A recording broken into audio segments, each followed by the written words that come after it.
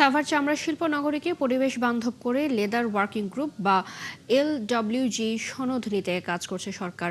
এজন্য আগের ত্রুটি সারানো ও নতুন একটি বর্জ্য শোধনাগার তৈরি করা হবে বলে জানিয়েছেন শিল্প মন্ত্রণালয়ের অতিরিক্ত সচিব মোহাম্মদ নুরুজ্জামান। অন্যদিকে ট্যানারি অ্যাসোসিয়েশনের সভাপতি জানিয়েছেন, আন্তর্জাতিক সনদের অভাবে প্রতি বছর প্রায় $50 কোটি চামড়া ও চামড়াজাত পণ্য রপ্তানির সুযোগ হারাচ্ছে। জাহেদুল ইসলামের রিপোর্ট। চামড়া শিল্পের পরিবেশগত আন্তর্জাতিক মানদণ্ড হল LWG সনদ। এটি বর্জ্য ব্যবস্থাপনা ও পরিবেশ বান্ধব টেকসই প্রক্রিয়ার নিশ্চয়তা দেয়, কিন্তু সাভার চামড়া শিল্প নগরের নেই এই সনদ। তাই আন্তর্জাতিক ক্রেতা হারিয়ে প্রায় মৃত এই শিল্প।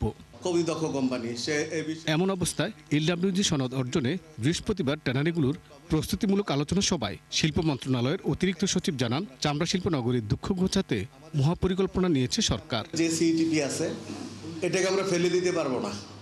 কেন ফেলে দিতে পারবো না?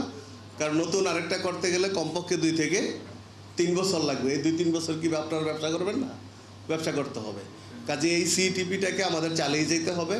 আমাদের প্রধান টার্গেট হলো যে 25,000 ঘনমিটারের ভিতরে এই সিইটিপিটাকে একবারে স্ট্যান্ডার্ডে নিয়ে যাওয়া, যা কমপ্লায়েন্স লেভেলে নিয়ে যাওয়া, এবং পাশাপাশি আরেকটি সিইটিপি স্থাপনের প্রয়োজনীয় ব্যবস্থা গ্রহণ করা।